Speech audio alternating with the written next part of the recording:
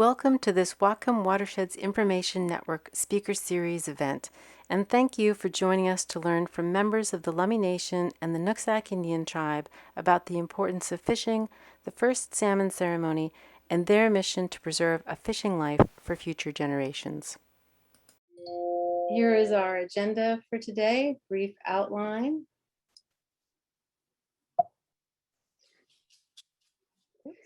Before we get started, I want to very briefly introduce the Whatcom Watersheds Information Network, WIN for short. WIN is a diverse group of citizens and agencies and nonprofits and businesses who are all involved in local water resources education. WIN is an apolitical, non-advocacy organization, and our mission is to protect and restore our local waters and other natural resources by enhancing public education, public involvement, and collaboration. Through speaker series events like this one, we strive to inform decision makers, resource managers, educators, and engaged citizens. Anyone is welcome to join WIN, and it is completely free. We provide a newsletter to help keep members informed about water-related, local and regional events, new resources and new funding opportunities. We strive to facilitate collaboration between organizations, and we offer periodic trainings. To learn more about WIN, you'd go to whatcomwin.org. And we also coordinate the annual week-long series of water-related outreach events known as Water Week. Local organizations host a wide array of events to celebrate water and to foster a greater appreciation for water resources in our lives. If you'd like to learn more about Water Week and or to register a Water Week event, you would go to whatcomwaterweeks.org. And now it is my sincere pleasure to introduce our speakers. Frank Lawrence is a lifetime Lummi fisherman. Frank Lawrence III is a lifetime Lummi fisherman and has worked with the Lummi Natural Resources Department for 17 years. He loves spending time with his grandchildren at his usual and accustomed commercial fishing spot on the Nooksack River, where it flows through the Lummi Indian Reservation. He is committed to working on natural resource projects and policies for maintaining and restoring important natural resources critical to the survival of the Lummi people. We will hear from Frank first, and then we will hear from George Swanaset Jr. George is a member of the Nooksack Indian Tribe. He spent time growing up in his ancestral family area on the Nooksack River, and he is the Natural and Cultural Resources Director for the tribe. Along with fishing, George spent his life learning about the Nooksack people's historic village sites from the mouth of the Nooksack to the headwaters and along the tributaries. As a Nooksack tribal member, he's made it his mission to assure that the cultural integrity remains intact while also protecting the natural resources of the Nooksack people and surrounding communities. Thank you both again for your willingness to share with us today. At this time, I'd like to welcome Frank Lawrence III.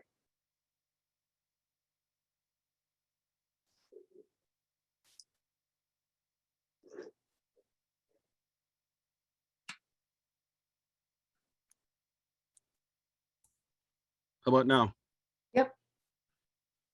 First, I just want to say thanks to the committee for inviting me to this to speak today.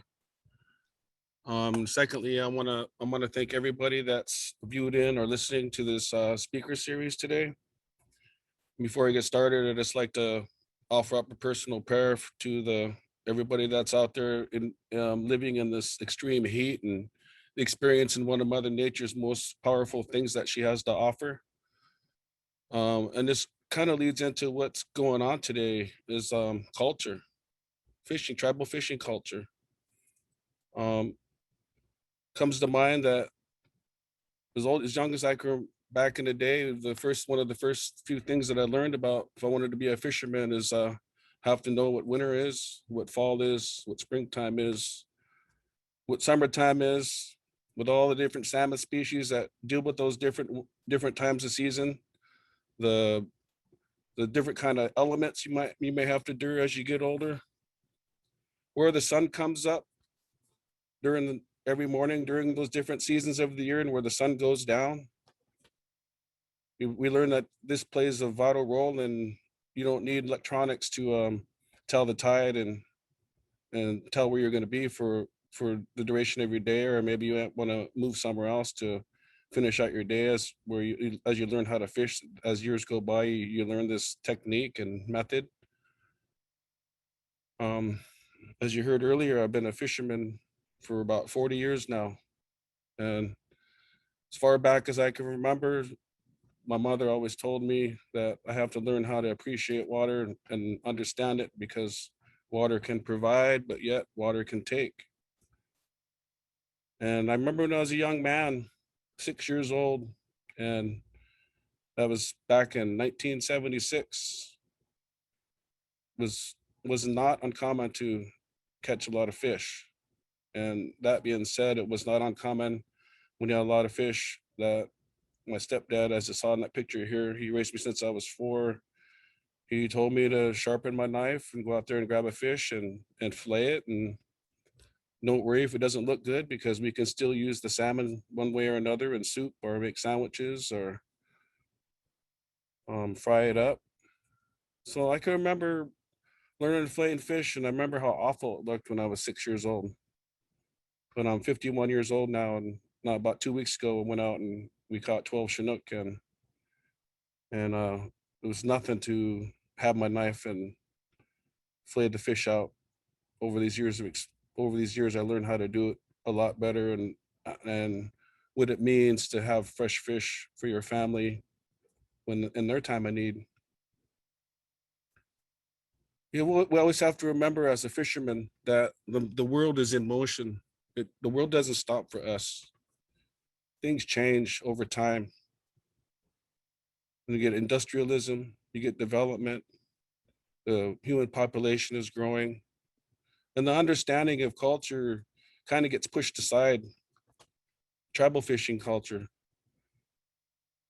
our culture never slowed down. Our culture never has ever come to an end. We live our culture every day. Otherwise, I would, who would I be and where would I be today if I didn't believe that our culture is still alive, our Shenangan, our way of life. And I remember back in my younger days when my mother used to sit me down, and not just my mother, but my uncles or my granduncles, and they would talk about the first salmon ceremony and how important it is to our people. When we were young, they would say, "You don't understand what it means today, but one day you will come to know. You will learn one day what the first salmon ceremony is all about, because it's not a riddle. It's nothing new that not just salmon, but other things in this world have dwindled down to a number that people tend to forget that they still exist and why they exist." It starts on my boat. As soon as a fish will hit my boat, I can remember looking down and telling my 2 nephews and my brother, "You look down there at that salmon. Look at that sockeye. He's looking right at you. He might not be alive right now, but he's hoping that you're going to take care of him in a good way, and you're going to say the proper things. You're going to talk kind while you're around him. You're going to treat him with kindness. You're going to tell the story it should be told, that he gave up his life so you can have a good dinner, and you can carry on your old tradition with your family, and get home and tell them what kind of day it was when we caught that sockeye. You could tell them how you were feeling when you caught that sockeye." We can get into the weeds about what culture's all about. People have their own culture, wherever your ancestors come from in this world that we live in. Then it goes into then eventually that sockeye will make its way home. And then you're at home, and you're prepping it for your dinner. Our first salmon ceremony at home. We have our own. You have a little ceremony in your boat when you catch it. You have a ceremony when you bring it home. And I'm talking about sockeye, but this pretty much happens for every species of salmon that we catch. As I was mentioning, the different seasons in the year, the different elements in the year. And you got to give praise to the species that you're catching during that time, because they're the ones enduring all those challenges to make their way home to be an indicator of a healthy ecosystem or to help provide your family with a nice dinner. So we get home and I take care of the salmon the best way I know how. And maybe I'm prepping it by myself, or maybe a cousin or a nephew will stop by and watch me fillet my salmon. And then we have our own little, when it comes time to eat, we have our own little, our song, our prayer and our song. And then we tell the story, how we caught the salmon. That's just the individual, then the family. And then we get into our a community First Salmon Ceremony, because not everybody has the luxury of going out and catching the first salmon for their family. Not everybody has the luxury of going out catching a salmon and putting it on the dinner table, or flaying it, or vacuum sealing it, or canning it, and having it available when it comes time for winter, when the resource is limited. So in our community, we're reaching out to our younger generation more and more, that this our way of life is still here, and it's not going away. And we're trying to show you the best way we know how to know and understand that you're a Lummi, you're a descendant of the Lummi people, and you're a Salish person, and the water is your home, and the things that live within it or belong to you in one way or another if you take care of it properly. Sing that song and prayer, and talk with kind words, and be kind to one another, because this resource is so the resource, the salmon, has a spirit and it's touchy. And we say these prayers and we talk with kindness and be kind, so that the spirit can hear our prayers and want to come home again next year for us. They don't necessarily have to come home if they don't want to, but it's in their it's in it, they're born to come home.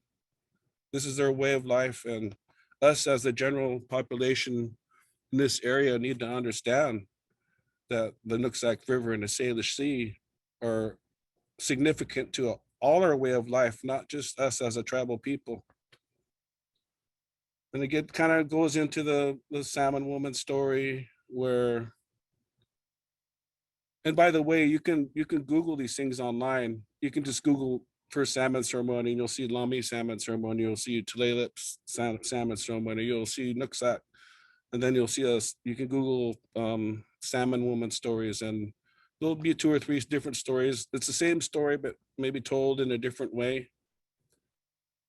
And basically talks about how our people were going hungry, and somebody went out to the water and using their old Indian methods of paddling in a canoe and finding their way through the fog, and coming to where stands like he wasn't gonna be able to find food for his tribe. And the salmon woman heard him crying and decided to, I can bring my kids home, show me where you live, and I'll bring my kids with me, and we'll have a lot of food. Your your tribe will have a lot of salmon to eat. That's just the basic concept of the salmon woman story. Is the salmon woman is bringing her children to our reservation so we can indulge in our salmon. And then one of the children in the story started crying because I get tired. I'm eating salmon for breakfast, I'm eating salmon for lunch, and I'm eating salmon for dinner. And the salmon woman that hurt her feelings, so I'm gonna take my kids and I'm gonna go. You guys can go hungry. You don't want to respect me. You don't want to honor me. I came here to help you. Just show me that respect.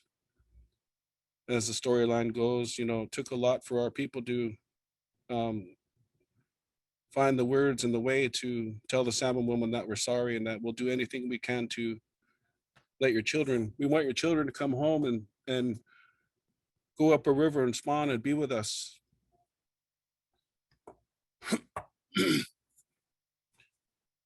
And then I'm going to talk about, I'm going to mention a couple of things here. I mentioned earlier, the world is in motion. Um, and what I'm talking about is not just words and not about just listening. This is the way that I actually live on a day-to-day basis.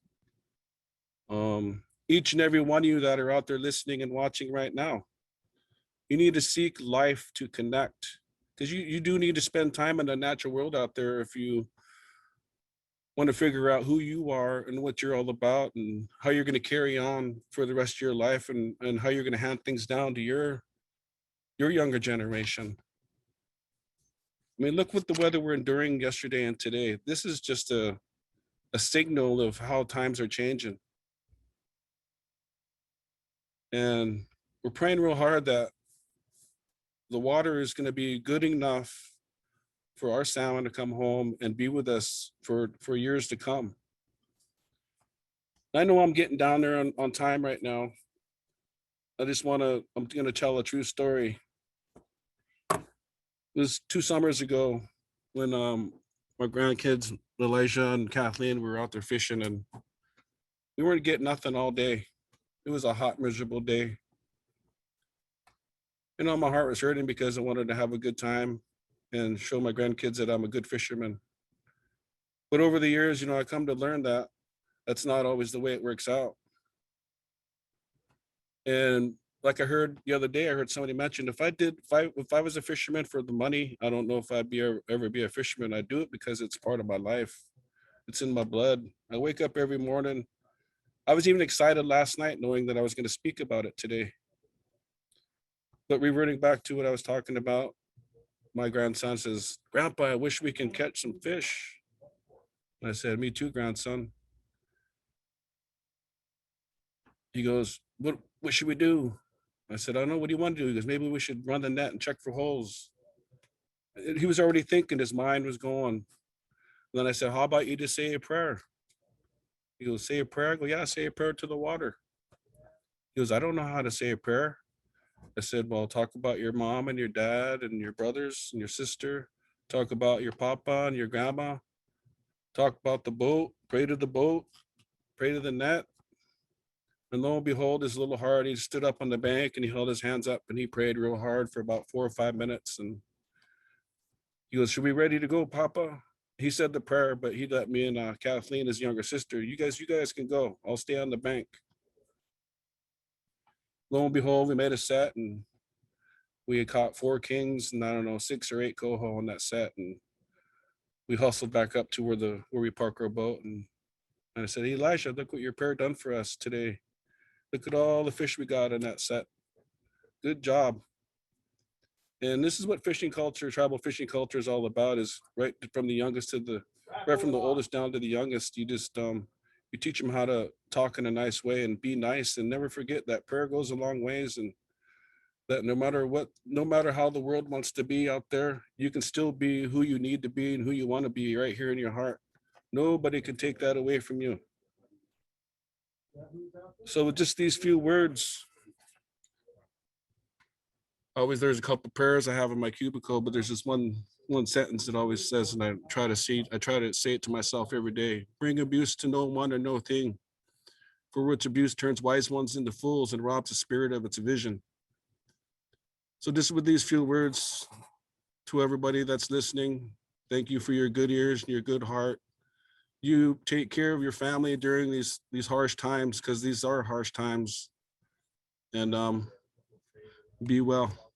Thank you.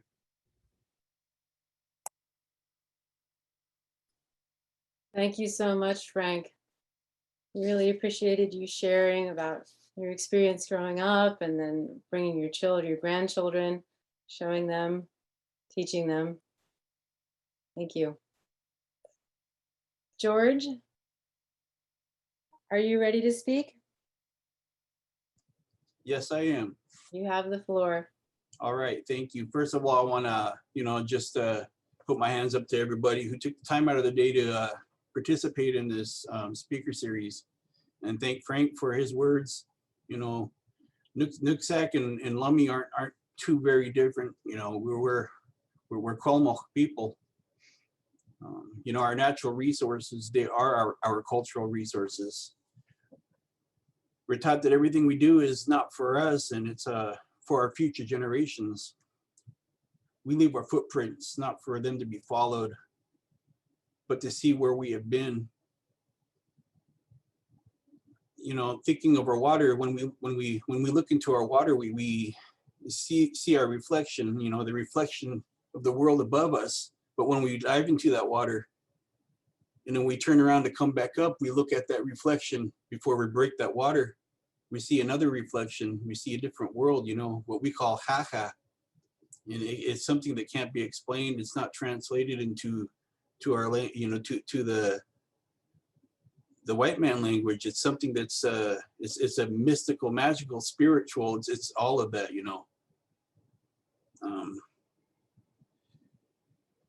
we all have our stories of creation, whether you're tribal or non-tribal. Everybody has their stories of creation. Our stories of our responsibilities. If we listened, we all have them stories. We know our resources. They are our law. Not everybody's taught this more than the Quamo people, more than us. We're something, we live it every day. Our culture is not a past tense. It's something that we live. It's our law as well. We're connected to the land and the water, and then the burden lies upon us to teach everybody else out there.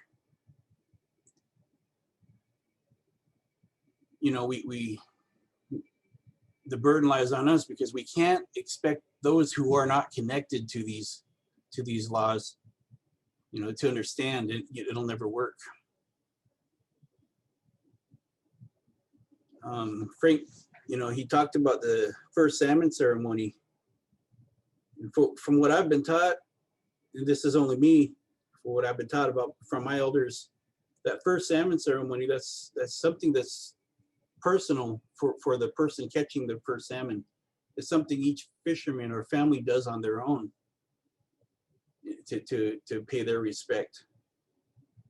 And it's something that we do that we don't share with everybody. It's kind of like a lot of our work, a lot of the work that we do and a lot of the teachings we have, it's something personable we take care of. It's between us and that salmon. But that's the First Salmon Ceremony. But we do have a salmon ceremony which honors all salmon. It's not particularly the first salmon. It's honoring the salmon people. The salmon ceremony is held each year to honor the salmon people. Our connection begins at the beginning of time, when the world was empty and everything was the same.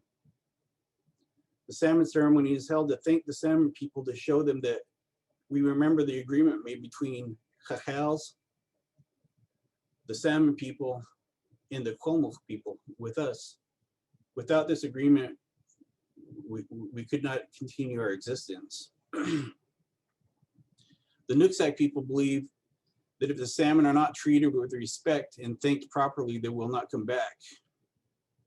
Or something, something bad will befall the salmon stock. And that's happened. At one time, animals and humans shared the land and walked amongst each other, as the same, as equal.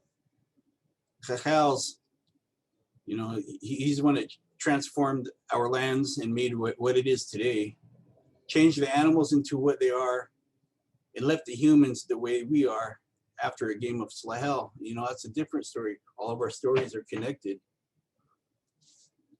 The animals give themselves up freely to us, provide food for the humans in exchange. It's up to us to provide protection for the animals. If they're not taken care of properly, Chachals can take that away from us. The Creator can take that away from us. Our people use the rivers. Our people use the salt water, the bays, and everything as transportation. Area to travel. We travel in that area with our canoes, our boats, or whatnot. And it's believed that if we don't take care of the salmon the way we're supposed to, that they can turn around and let stuff happen to us on the water. But if we take care and show them respect that we do, they go out, they hold our people up as they're traveling on top of that water. They'll hold them up and make sure that they're traveling in a good way, that they're safe. And that goes back to the two worlds. When you look back up, you can see that chacha, that different world underneath.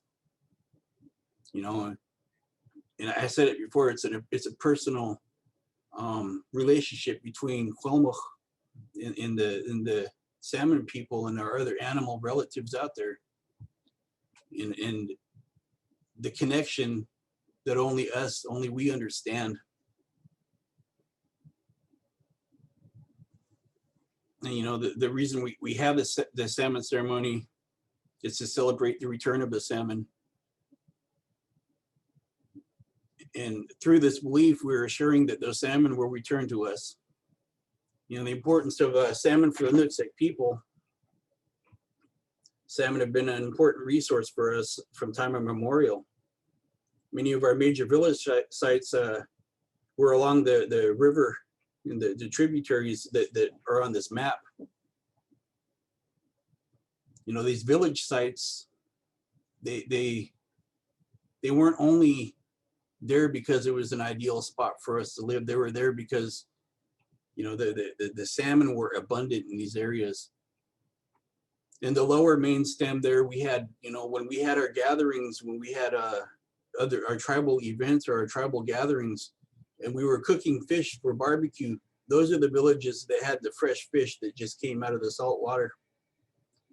Our other village sites that are upriver, you know, those were important village sites to catch the fish and to harvest our salmon, process them, and to store them for the following year, where we smoked or dried them, where we you know, took the eggs and put them away, buried them, and they'd come back up.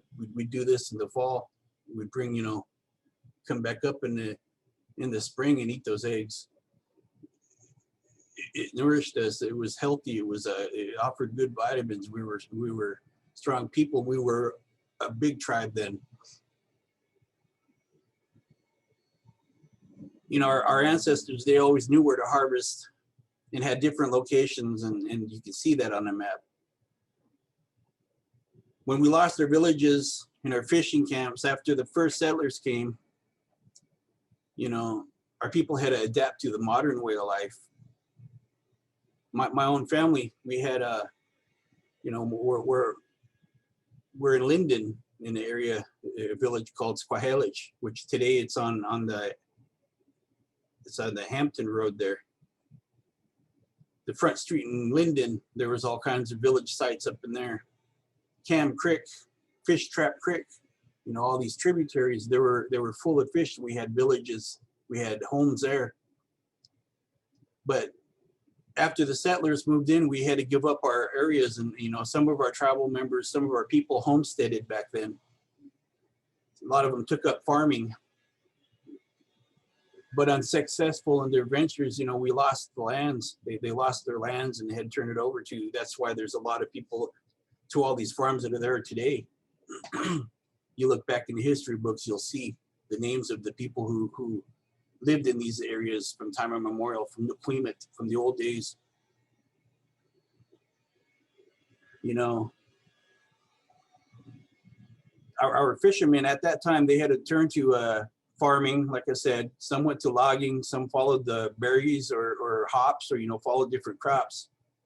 They traveled and leaving their homes, trying to become accustomed to this new way of life. Our children were brought to other schools or other areas to learn how to be you know, to wash away the Indian, if you will.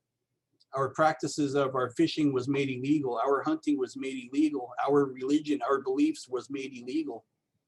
It was only in the 70s, early 70s, we got our treaty rights, you know.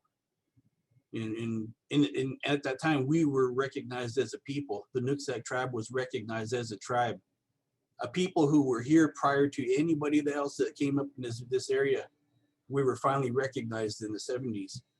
1979, we were given our rights to practice our religion back. You know, and where I'm going with this is, today, our people have lost everything when we lost their villages. We're trying to hold on to what little we have left. You know, our fishing, the importance of that. When we had those village sites, we had fishing techniques that aren't practiced today. Our ancestors back then, they only caught what they needed, no more, no less. And that's what we try to push today. You know, we are the ones who are trying to build those salmon stocks back up for our people, for our future, you know, and for our neighbors. You know, we are the ones that are trying to assure that our water quality and our lifeline is strong. And to if you have good water, you have salmon. When we talked about our salmon ceremony, showing respect and our responsibilities to assure that our salmon return, that's one of them right there. Is our water quality. We don't, you know, we when we lost our villages, we lost our techniques. We also lost a lot of our teachings. You know, like Frank was talking before about filleting the fish. You listen to an elder when we're processing the salmon, we have opportunity to be talked to by our elders. When our village sites were taken away, we lost a lot of that. We lost a lot of our language. We lost a lot of our teachings. And that's one of the most important things that we talk about as Kwalamo people is our teachings. You know, it's something that we can hand down to our future generation.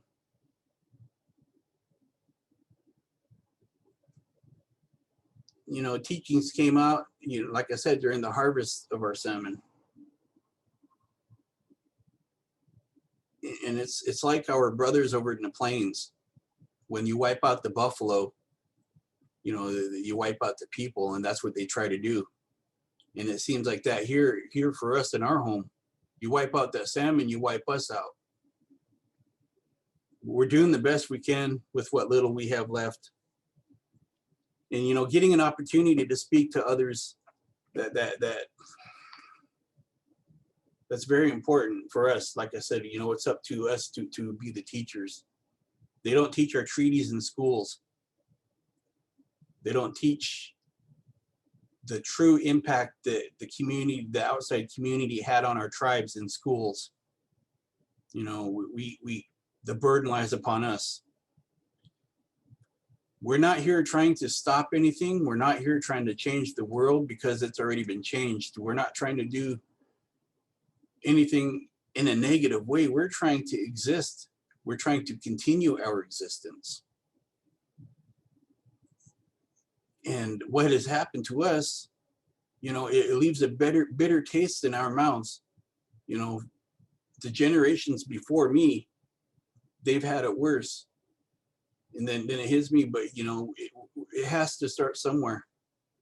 And that's why I'm glad we're able to do this speaker series, so we can get our point of view out there, so that it's not something that's a mystery to everybody. You know, I mean, everybody has their own way of looking at it or thinking, but one thing that is for sure is our culture is alive. Our culture is here. And our fishermen, we're not trying to wipe out anything. We're trying to preserve, protect for our future. You know, I don't know what much more I can say, but you know, we have this map here, and if everybody could take a look at that, you see all these dots on here. You see all these names and these writings. That's who we are. That's where we're from. And you know, we just ask you to kind of, you know, join us in the protection of our salmon, because you know, salmon is our life. Salmon's a small part of it, but because like I said, that story is bigger, and all of our stories connect. Just you know, I don't have much more I could add, but I just want to thank everybody again for participating. Thank you. Thank you so much, George, for sharing about the connection between your tribe and the salmon people, and also your commitment to protecting salmon runs today, and the hard history too. Thank you. We'd welcome questions. Our speakers are available to take questions from you. What you would want to do to ask a question is just open up the chat And then you'll see the option to send a message to Becky Peterson. She is the host. She's going to be moderating the questions for us. So go ahead and feel free to post your questions in the chat. Okay, we have one. It's not a question, but we have a comment from Alan Chapman, who is expressing his thanks to both Frank and George for the wisdom they provided on the importance of salmon and other natural resources to the tribal culture. And also from Emily Hirsch, with similar sentiments, thanking you for taking the time to speak to everybody today. It's very impactful for me as well. There's other questions, a lot of people providing thanks and gratitude. One question, if you don't mind, that I have, and I've been working in the salmon recovery for a while now, and I have my own question I hope you can help me with. So I often hear the term CNS fishery. I think it's the term I've used, and I've never really had the opportunity to ask what that CNS fishery actually is, and what does that mean to you guys? I mean, what's the importance to the tribes for that fishery?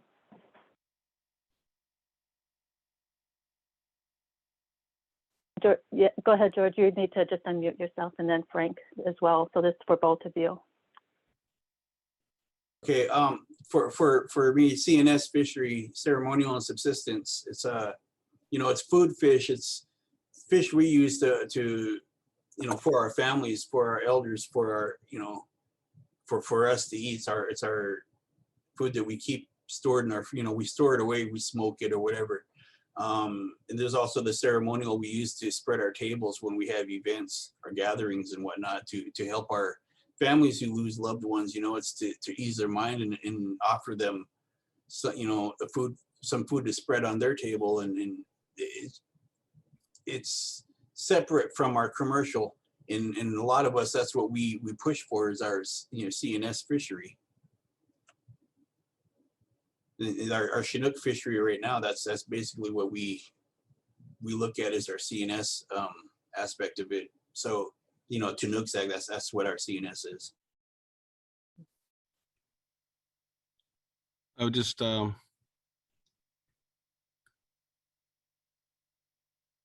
lot of times I just relate to my mother, because my mother was always there for me. In ceremonial subsistence, I don't know if it's a new thing or what, but today it's what we do to ensure that our people have that salmon, they can have that spiritual connection.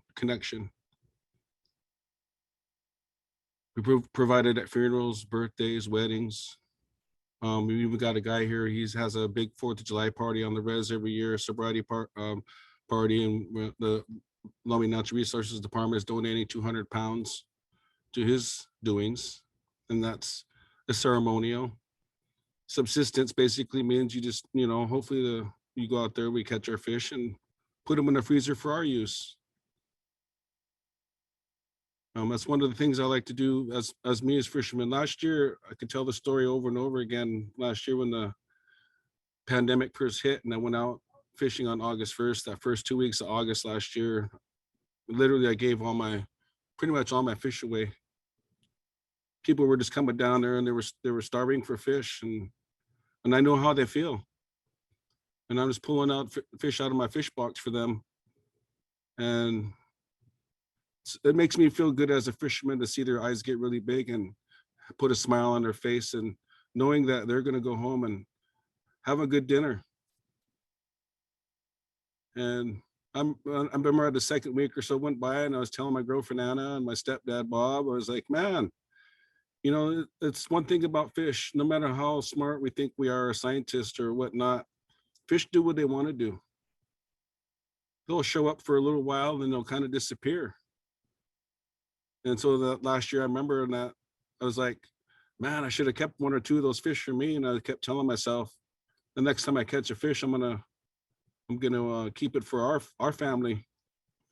Says I'm gonna try something different. So I just went right out in front of my house here on Lummi Shore Road. And that's just part about learning your tribal fishing culture. You learn how to fish in different areas, do a different method, different technique.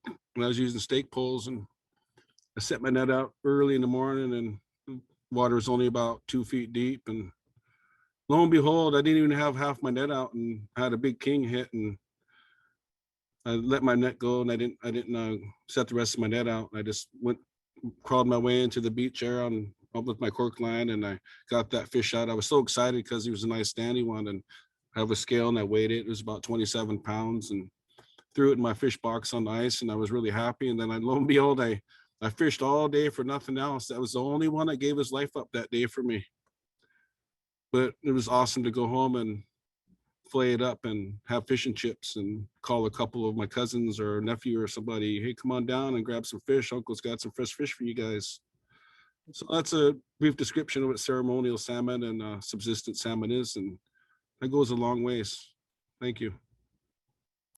Thank you. Okay, there's another question here from Chuck Stanbob Bowie. If you could change one thing with how salmon are managed, tribal, commercial, ESA, recovery, habitat restoration, stocks, hatcheries, what would you change, and what would be the most impactful improvement?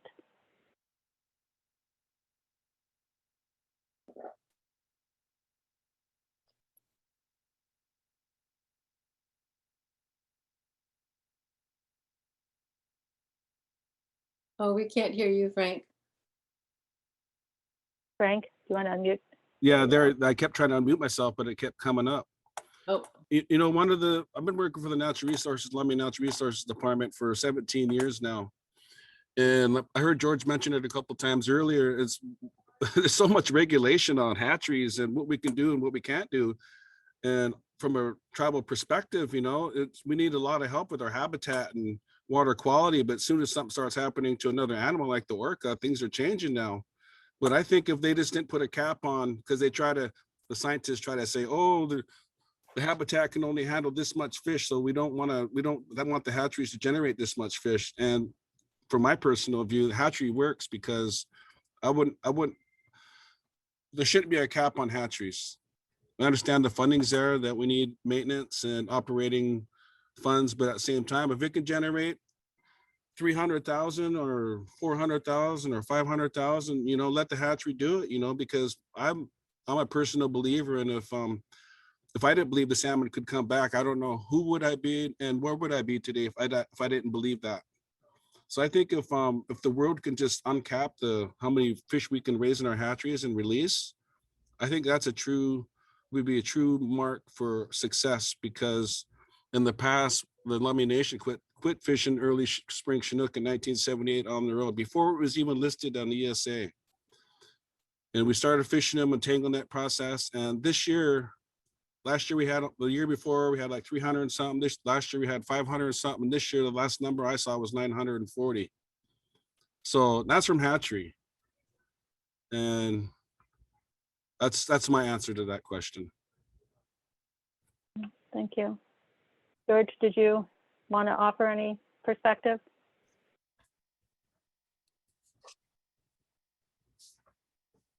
Okay, hello. You know, the thing is, if we, you know, have everybody understand, you know, not managing for an opportunity, but manage for a resource. And it's if everybody, I mean, everybody who lives in our watershed really plays their part, not just the organizations, but people who are living in our area. You know, we need stricter laws on you know,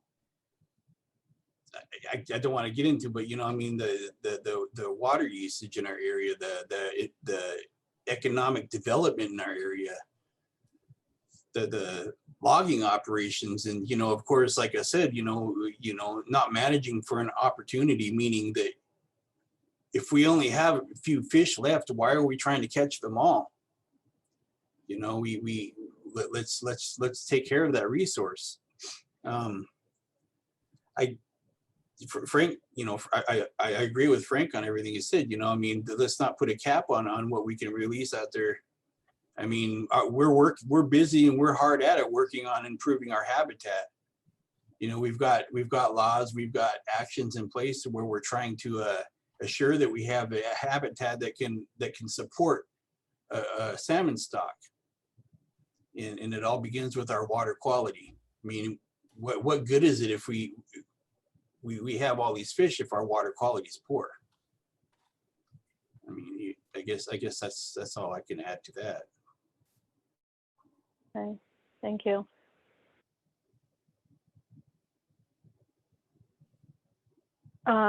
Chuck has added that he's the one who posed the question. He acknowledges it's a hard question and he really appreciates your openness to help us understand more. So thank you both for that. Thank you. Okay. Do we Other have questions? further questions?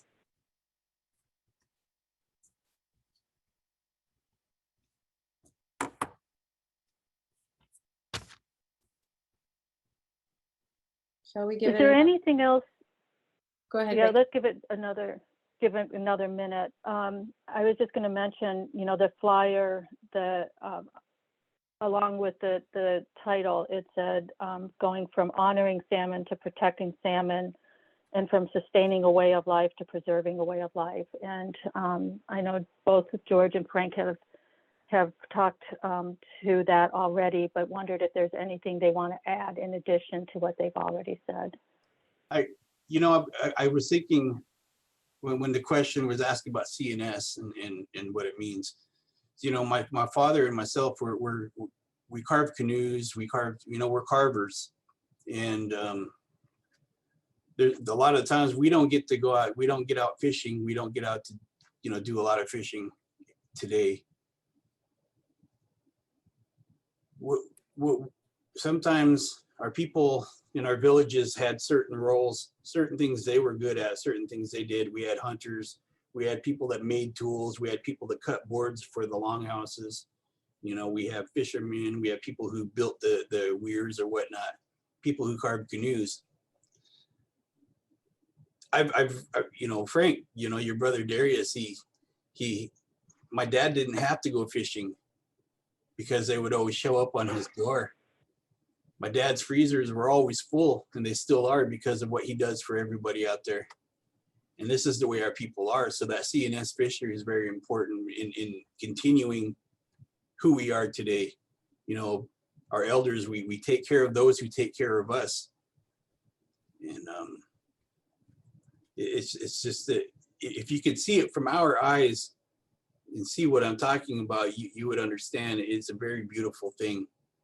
We can't, from upriver here, a lot of times we can't go out to the bay there and go get our shellfish, but we do have it come here to us. A lot of our brothers down there bring us our seafood. We bring our animal, we bring what we get, we trade. And that's something that's never gone away. We've always traded. We've taken care of one another. When we come to these meetings, when it comes to, sitting across the table from one another, trying to fight over one little fish or a fraction of a fish, trying to fight over a fraction of an elk, that's not our doing.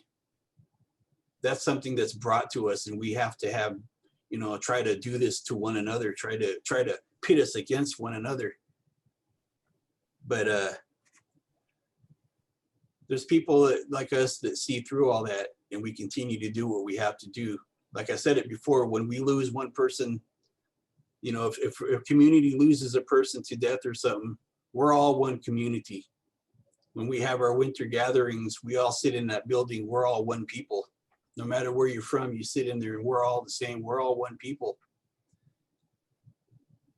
One thing I want people to understand out there, and I'm not trying to, it's a harsh truth, a harsh reality. When we as Quelmo, when we as Native people sit at the tables to discuss salmon, to discuss hunting, to discuss water, to discuss anything, when it comes to harvest or whatnot, it's not us that are gaining anything. we never gain. You know, we always lose a little bit more every time to accommodate the outside world. Our piece of the pie is always in jeopardy of getting smaller and smaller so that the outside community can get what they need to accommodate them. And that's just something that's a truth reality. You know, it's a harsh reality. It's a harsh truth that it leaves a bitter taste in our mouth. And we try to get over this, and we try to accommodate, and we try to live in this world together. But that's just one of the things that needed to be said, I guess, you know. Yeah. Thank you. Mystery. This is like too many people out there too smart for their britches. I'm saying it plainly like that. You know, we don't, as Native people, we don't try to figure everything out. Seems like the Western science has a formula for everything. How much fish can be released into the watershed, or how many elk can this mountain hold, or why the wolf should be over here, not over here. We're even trying to control the orca now. You know, everything has a purpose on life. That's what we're taught. And you know, when my purpose is done here, I'm going to be gone too. That's not even a riddle or a joke. It's a true story. So if everybody would just sit down and figure out where your ancestors are from, and look deep down in your heart and figure out who you are, doesn't need to be no formulas out there how to take care of what Mother Earth has to provide. Just learn how to understand what's out there already. And like I said earlier, the world is in motion, and you need to participate in the natural world. You as a person, just because you go hiking doesn't make you an environmentalist. Just because you know how to go kayaking doesn't make you an environmentalist. Just because you go swimming or something doesn't make you an environmentalist. Tell me where the sun comes up on the mountains on your birthday. Tell me where the sun comes up on your mother's birthday. What's the weather like? Tell me those things, and maybe I'll feel like you're getting somewhere in this life that's worthy. So these few words, and I'm sorry if I'm coming off kind of harsh or something, but you know, this is how it is we as Native people, the longer we talk, the more riled up we get inside. And our elders always tell us we're not doing it to be a show off. We're doing it because our spirit is restless and our spirit is pure, and all it wants is things to be okay. I'll just leave it at that. Thank you. Thank you. Do we have any further questions, Becky? No, we do not. Well, I think then I'm looking at the time. It's 12:55. It seems like the perfect time to thank you both sincerely for inviting us in and for sharing with us about your history, this central aspect of your history and your culture and your way of life. I feel like we've learned an awful lot. I have. I should only speak for myself. And thanks for your call to us to get to know this place better and have more gratitude for what we have. I just want to thank George for all his words. You know, I'm always proud to see I'm not that young myself or that old, but it's good I can tell that he keeps his ears open and he has a good heart. So I just want to say thank you to George. Thanks, George. Likewise, brother. All right. Thank you. And there's lots of thanks coming through on the chat. So Yep. I think Thank your everybody. talk Thank has been everybody. very much appreciated. And take care, and just think of that salmon when you're out there in that heat, the suffering he's going through today. Yep. And before we close and say goodbye to everyone, we will be following up with an evaluation. We do like to get some feedback from everyone to find out how well our speaker series events like this one have been received, and any suggestions that you have for us. So we'll look for that in the email. And with that, I think that we are done. And thank you again so much, Frank and George. All right. Thank you. Thank you. Thanks.